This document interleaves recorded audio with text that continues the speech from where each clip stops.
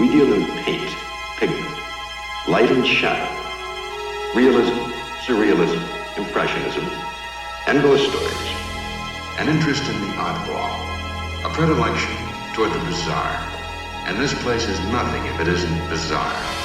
There's no admission, no requirement of membership, only a strong and abiding belief in the dark at the top of the stairs, or things that go bump in the night. The name of this place, should you have come in here accidentally out of the rain, is the Night Gallery. Welcome, art lovers, to Midnight Viewing, the Night Gallery podcast. I'm Father Malone, and joining me here in the gallery, as always, are the One Season Show's Chris Dashew. Yeah, you say hi there. And straight from Dreams for Sale, the Twilight Zone 85 is Mr. Mike White. Hi there. These are our deep cut shows that Father Malone is referencing.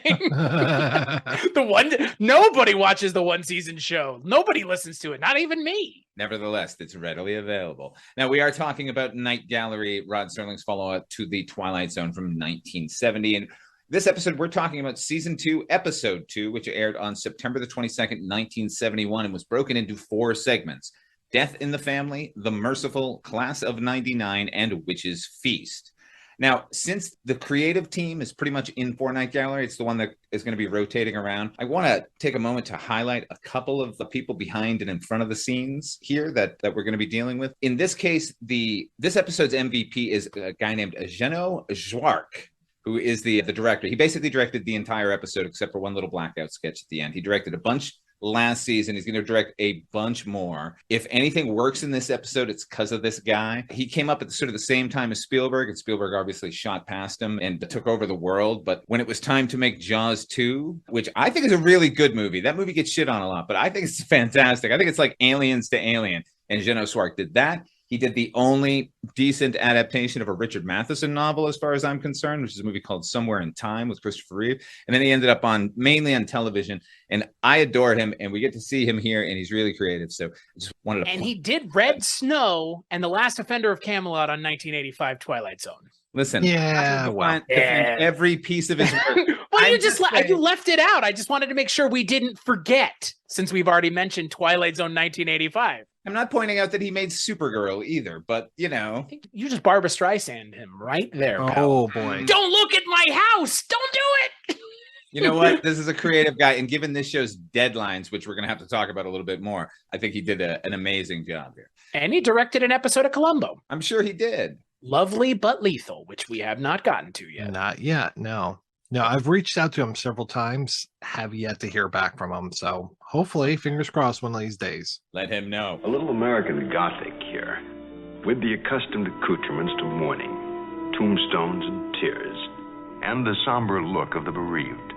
We generally cry at funerals out of a sense of loss. A poor, unfortunate loved one who will no longer walk the earth. He or she will simply occupy 6 feet of it, never to be seen or heard from again. Or at least we make an assumption that that's natural law, and we subscribe to it. But this painting here, and we admit this up front, breaks that law. It's called A Death in the Family. It offers up a new view of death, and it introduces you to quite a family who live here in the Night Gallery. Anyway, Death in the Family was written by Rod Serling, based on a short story by Miriam Ellen DeFord, and directed by Jeannot Szwarc. This one stars E.G. Marshall and Desi Arnaz. Desi Arnaz Jr. We just saw him last month in Marco, the Rankin and Bass musical, featuring Desi Arnaz Jr. as Marco Polo. I must have missed that one. I wouldn't say you're missing it, Bob. This one is the tale of an escaped convict who takes refuge in a lively funeral home. And this also continues our longest running segment here on the show, which is, please, Rod Serling, no more, for he's a jolly good fellow. We fucking beg you. Even my wife picked up on that. She was like, oh, God, not again. That's right. They're tearing down Tim Riley's bar. Oh my God. And I've only started counting at Tim Riley's bar, but I guarantee you, if I dug back again, there would have been another episode. And I guarantee you there's another one on the way. So anyway, I'm keeping count now. Mike, what'd you think of this one? Yeah. Was this the one that you told me, Mike, to watch for the ending because you didn't understand what was going on, or was it another one? This was the one. Okay, I'm just making sure. Yeah. Okay. I was really hoping that E.G. Marshall was going to be like threatened by cockroaches or something. But yeah, I like the first part of it. I like when it's, lonely funeral home guy, and this poor guy has died alone, and then they're burying what feels like a very light coffin. So I'm like, oh, well, he kept the body. Okay, that makes sense. Then we find out that he has preserved him incredibly well, to the point where it almost looks like it's just an actor staying still rather than an actual corpse. I know that sounds weird, but the special effects in this are fantastic. Not like we see that a lot in this episode. No.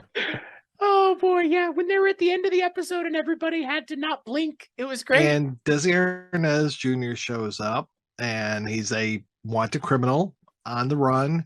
We don't really find out anything about him or what his whole motivation is. He finds that E.G. Marshall has this corpse there, and he doesn't freak out appropriately enough for me. I think I would be much more freaked if I came into a funeral home and the funeral director just had a corpse sitting around with a party hat on and stuff. So yeah, and then it just kind of goes on. It feels very rambly to me, even though it's not that long of a segment. Very loose in structure. Chris, what'd you think?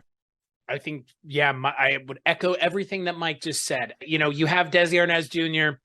not given much to do. E.G. Marshall, who, like Mike mentioned, I know him from all of one thing, which is my problem, not the show's problem. But I know him from Creepshow, which, that segment in Creepshow, I know how much you like that movie, Father Malone. I enjoy it as well. That's my favorite segment in the movie.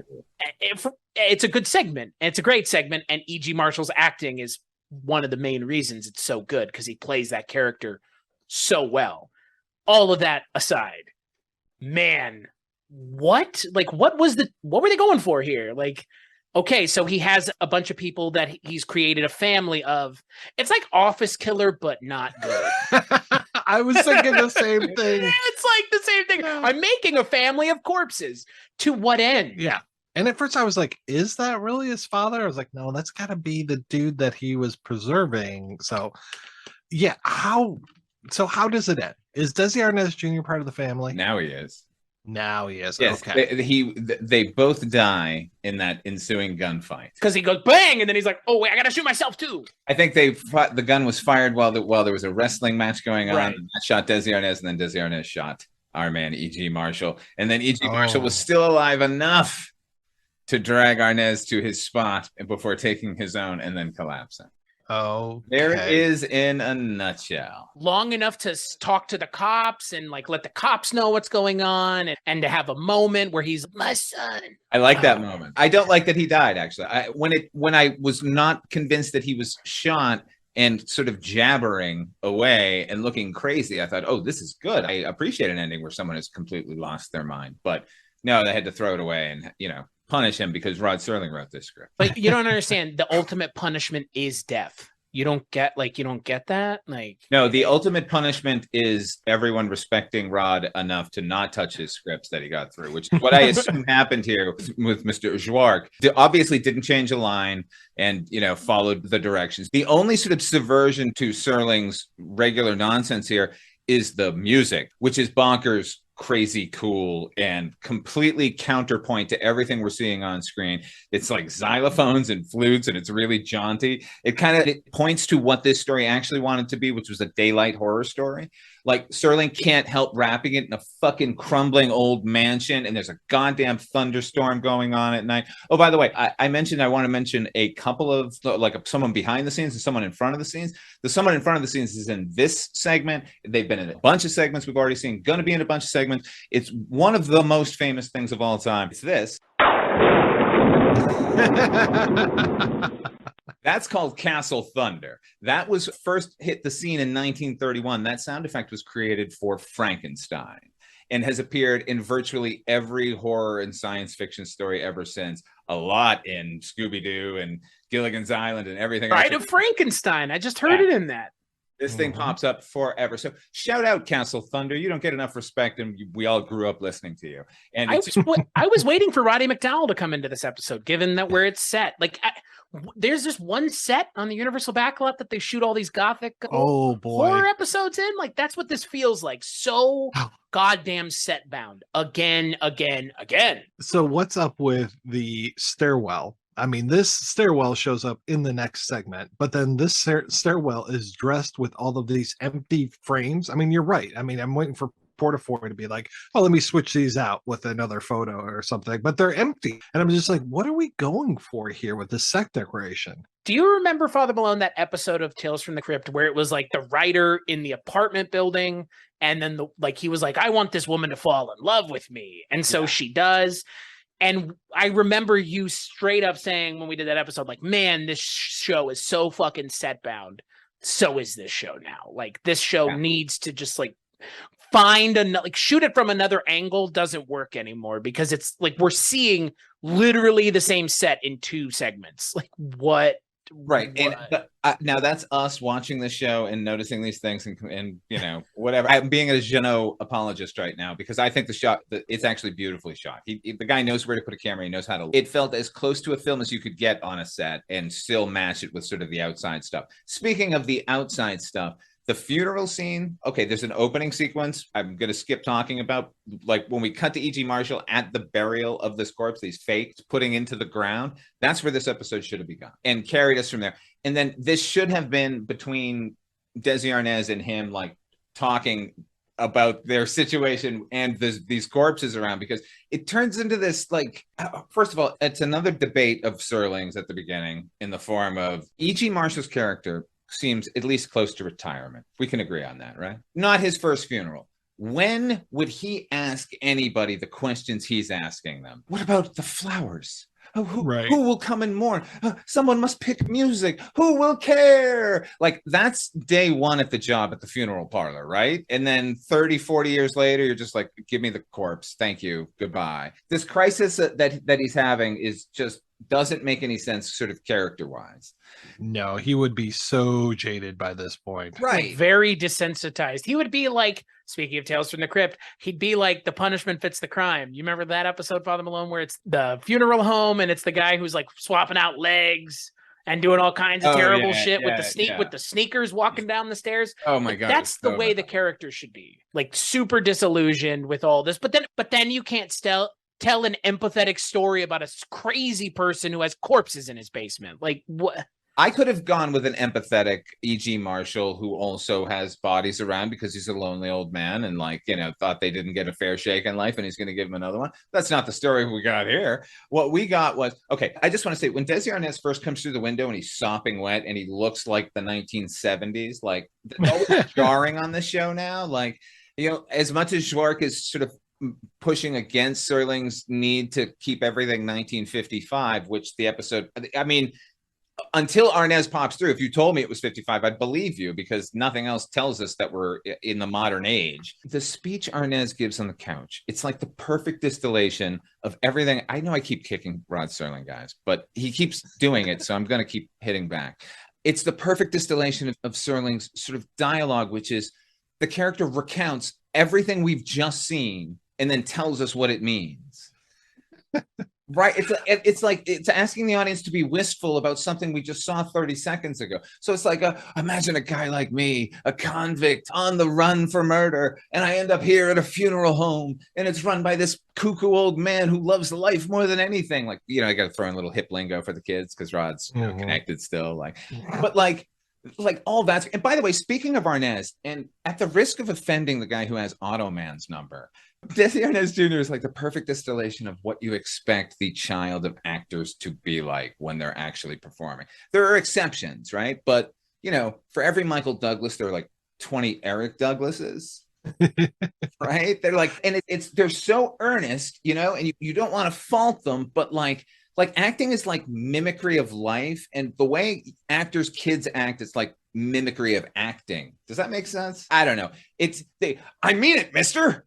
Get out of the way. I mean it. Like I mean, we weren't singing the praises of Desi Arnaz Jr. on the Marco podcast, on the Rankin on Bass show that Mike and I host with our dear friend Richard Haddam. We were not singing his praises. He was the worst part of that movie. He's real bad here too. Yeah, had he flown on a kite, that might have been something else. For the whole time, Mike, just in the air awesome. the whole time. Yeah, like, hello, you down kooky old there. man, you crazy old. Ooh, I'm gonna get you. I hear everything that you're saying, Father Malone, but I have to say, Class of '99 is worse. Oh, it's worse. Is it? Yes, I think it is. All right. I mean, but that's like, Chris always talks about the world's tallest dwarf. It's like, well, yeah. 6 of the one, half. Yeah, all right, no, I get it. Yeah. I think there was something maybe this was ultimately just a Tales from the Crypt like blackout, like this is what Rod thinks is really shocking, and I'm sure that there was some problem with standards. You want to show like a house full of corpses all sitting up happily, like they couldn't go too far with it, but they didn't go at all far. Like you said, it's like it's clearly just a bunch of actors holding still, so there's no real scare there either. Anyway. Oh, also, did anyone notice the last shot was reversed?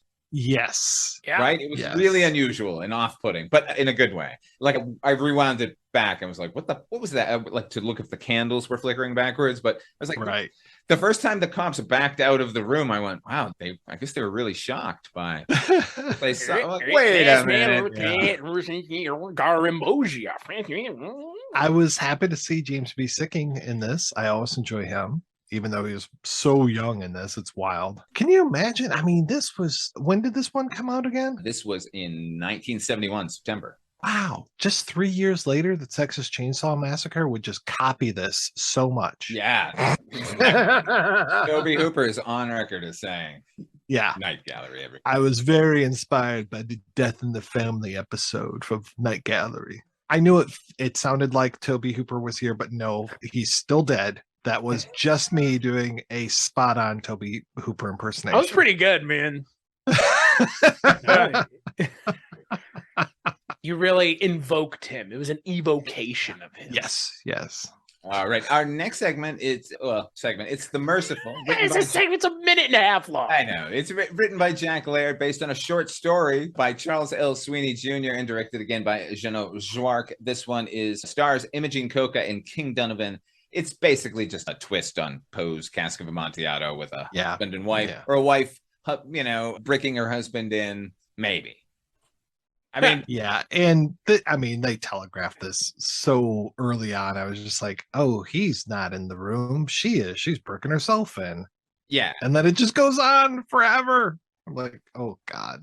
On and on. Yeah. Phantom of what opera this is not. Yeah. As she puts the final brick in and it just becomes completely soundproof, I was like, is that really how bricks work? Yeah, exactly. Also, doesn't the whole idea of the Cask of Amontillado completely hinge on the idea that in the story, he's tied up to the wall too? Yeah. Because I don't know how much carpentry and bricklaying y'all have done, but you can knock a wall over pretty easily, especially if, now just putting this out here, it's not dry yet. How unusual. But she's pretty willing. But in this story. My point is, you get it? Right. Yeah. Right. And it's him, it's her, get it? Yeah. So dumb. Yeah. It was so It dumb. was fine. I actually felt a little weird watching it, like imagining myself in the situation, but this is nothing that they did on screen. I just started remembering bricking yourself into a and tomb. how good it is. The last line of that story is like one of my favorite interactions of all time, because Sora is the one being walled up and he says, for the love of God. And he says back very calmly, yes, for the love of God. And then he puts the last brick in. It's such a good line. And anytime they film it, they always shout the line. And I'm always like, no, just say it. Anyway, that was The Merciful. Imogen Coca and King Donovan, husband and wife, by the way. Imogen Coca, very familiar to me, but not through regular channels. I think for me, it's her role as Shad or Shag and It's About Time was my entree into Imogen Coca. Wow. I grew up knowing her only from National Lampoon's Vacation.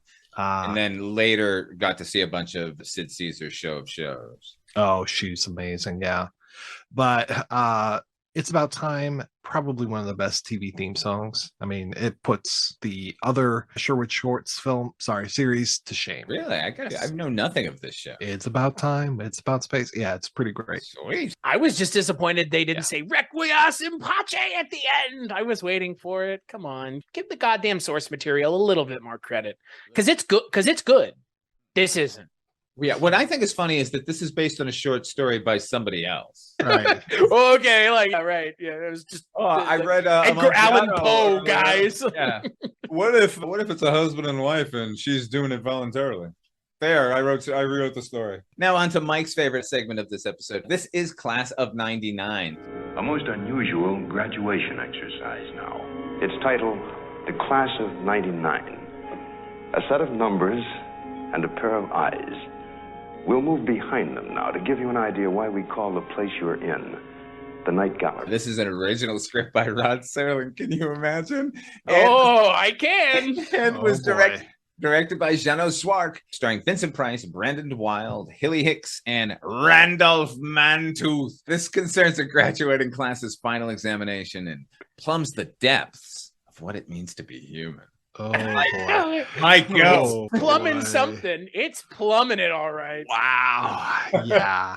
I had no idea what they were going for through most of this skit. And I'm just like, what is happening here? Just this Vincent Price as this proctor for the final examination and asking all of these very bizarre questions. And I mean, it was pure Serling when it became all about race for a few minutes. I mean, it really was about race for, I'd say, 2/3 of it. Once they start talking about this black gentleman that's in class and they start slapping each other. And I'm just like, what am I watching? What in the world is happening here? I was very happy. My wife was all about Mr. Mantooth. She's just like, oh, is that Raymond Mantooth? I'm like, who the hell's Raymond Mantooth?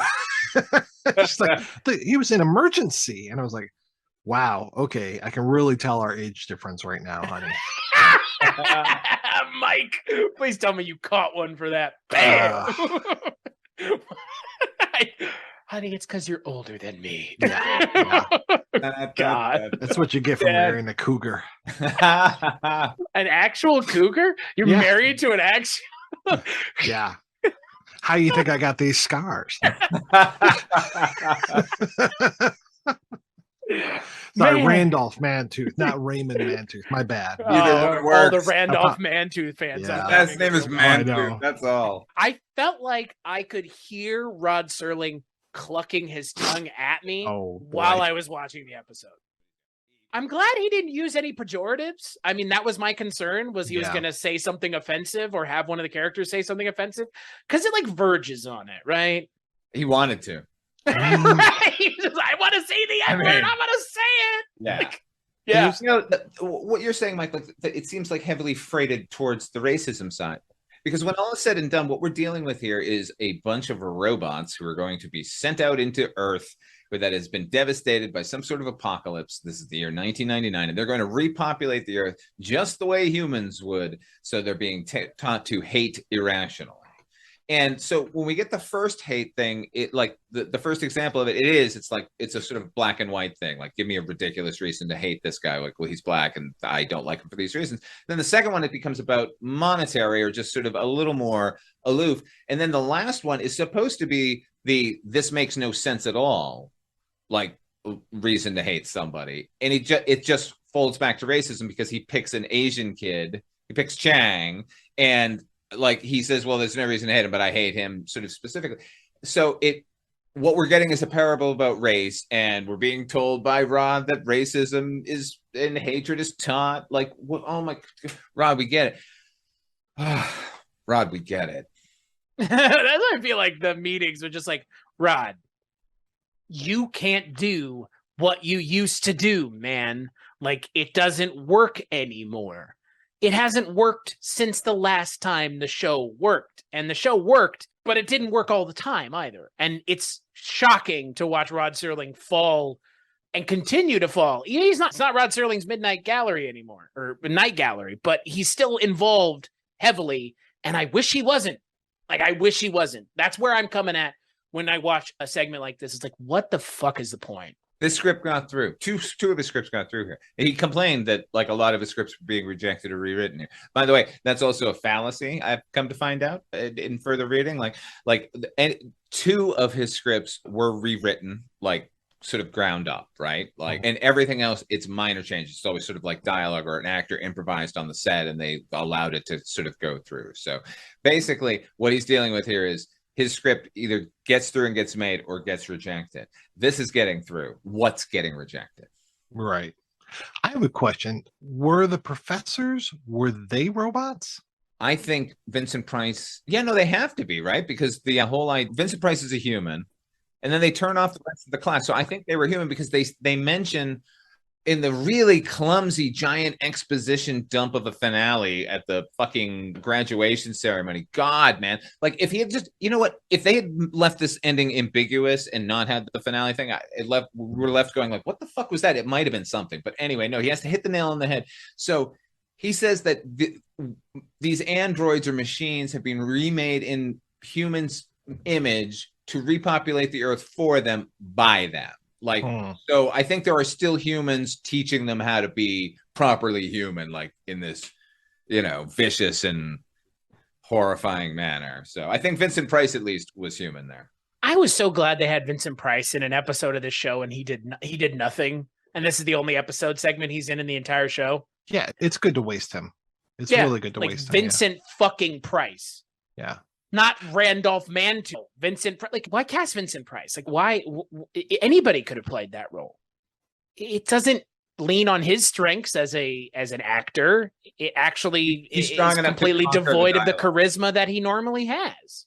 I am shocked that just as the first segment was ripped off, here we have a reverse of this with Mark L. Lester's Class of 1999, which came out in 1990, where it's the teachers who are robots and the students are all people. Oh my God. Come on. Where's the outrage about this, people? Come on. Reparations are necessary. Intellectual property has been stolen. Oh boy, Rod. Oh, I will say, if there is anything impressive about this episode, I thought all the performances were really good. I think it's shot really well. It also should be noted that this entire episode, beginning to end, rehearsal to final take, was half a day of filming. That's how much the time they gave. Shocking. So that means they spent like a couple hours maybe rehearsing, and then another 2.5 to 3 filming. And this is what we got. In that regard, this is fucking incredible. Oh, yeah. Yeah. If you were to turn the sound off and not have to listen to anything they were saying, and you would be like, yeah, that's pretty good. Anyway, anything else on this one, gents? Oh, I did really quickly want to go back for a second. I apologize about this severely. Chris, our good friend Noam Pitlick is in the Death in the Family episode. The man who has given us so many hours of entertainment as the director of Barney Miller episodes, and also the director of Taxi episodes there, Father Malone. So he is the driver in the Death in the Family segment. At the one at the beginning, the one dropping off the corpse? Yeah. Oh, wow. The one who I went, oh my God, is that Frank Stallone? And then he started acting really well. And I went, oh no, it's not Frank Stallone. Started snapping his fingers, take it back.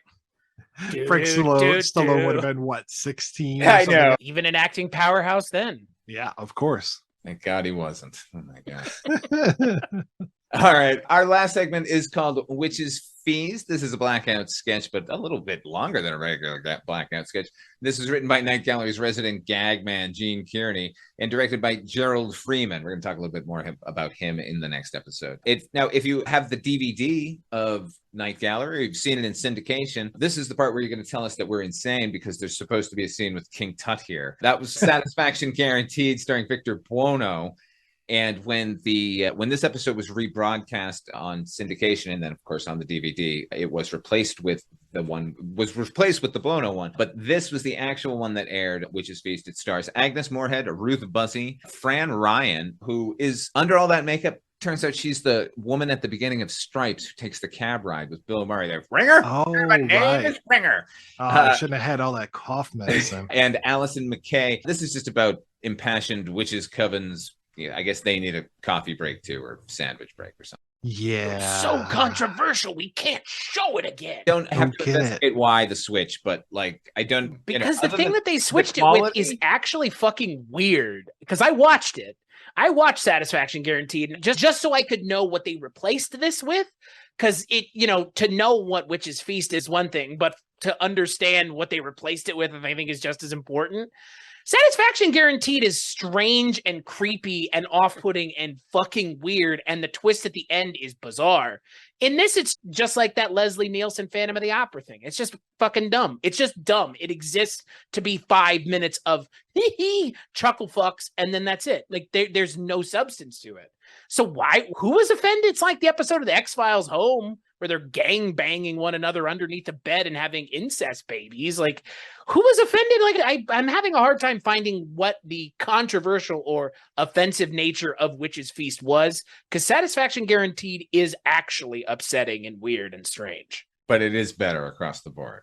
Witch's Feast or Satisfaction Guaranteed? Satisfaction Guaranteed. I think they're both terrible. I like Satisfaction Guaranteed. Well, no, man. I could just watch Bono do anything. So I like Victor Buono. I just like the twist in that is I like that joke better. I like that he's like reviewing these ladies just because he's deciding which one to eat. Spoilers for Satisfaction Guaranteed. Is it a spoiler that it's just like, I'm going to eat her? Like, okay. No, but that works. It works better than this joke, which is, this is like, I just thought Victor Buono liked thick ladies. What's wrong with that? It works on both levels. We never see how he eats her. Oh, Midnight Doom. He pulls a knife and a fork out. We see how he eats her. Well, that's just because that was in his pocket and he didn't want that to interfere with and he got eating her. He's not going to eat her ass the way we're talking about. He's going to eat her ass literally. God, you're so graphic, sir. No, I'm not. What is Witch's Feast other than just like a bunch of witches talking about the food that they're going to eat? Like Yeah, Mad Magazine had a segment every month called like the lighter side of hippies or the lighter side of whatever. Like these segments are like the lighter side of horror. It's just like they're just like us, like they're waiting for their sandwich delivery. Like, okay, we get it. And like again, maybe in 1970, where horror wasn't coming to you every week in every possible direction through every media, like this little brief thing was really funny, or so I doubt it was funny then, but at least was probably a little more impactful than here. It's just kind of there, it doesn't hurt, it's nice to see Agnes Moorehead. The streets were full of people with their signs saying "No more Witch's Feast." No, but I don't know why it got switched. Like, were there protests? Like, I'll find out. Somebody was upset. Well, like, I think it might have been they were upset with the quality of it. They went, "You're putting this back out, and we have this. Just put this." I mean, it might have been just a creative decision. And like, the people who've been complaining are the people like us who are like, put that back in chronological order, like, no, the other thing is better. I mean, where did Satisfaction Guaranteed come from? Because it feels like it's just kind of an oddball thing, because I don't think it's part of an episode. Technically the last episode of this season. Yeah, that's what I think happened. I think they probably filmed it and had either too much space or not enough space in another episode and went, well, we've got this left over now, kind of, and like, we'll just put it on that. That wasn't very good. Yeah, well, it's because it's good way to treat something. It's got this leftover piece of shit. Who cares? Well, because it's weird, because on Wikipedia, which I know is never wrong, I mean, it's listed as segment 22C, along with the Caterpillar and Little Girl Lost, which I'm not looking forward to seeing another version of Little Girl Lost. But the air date is 3 weeks after the other two. So like the Caterpillar and Little Girl Lost are listed as airing March 1st, 1972, and Satisfaction Guaranteed March 22nd, 1972. So it's like, what? That might have been the first rerun of this episode. Oh, because that's always how it's listed. Like when they reran this show in the spring, they replaced it with this, and then since then they've just left it on there. So it might have. I don't know what the initial impulse in switching it was, but clearly either through oversight or purpose, this is Satisfaction Guaranteed is usually the end. That would make sense. And what's equally as weird is they had a segment called Die Now, Pay Later that they didn't put into the first season of the show. Right. And they didn't put into the second season of the show either. Right. Even though they needed something in addition to what they had already. Have you seen Die Now, Pay Later? No, I haven't. I have. I'm glad they didn't put it anywhere.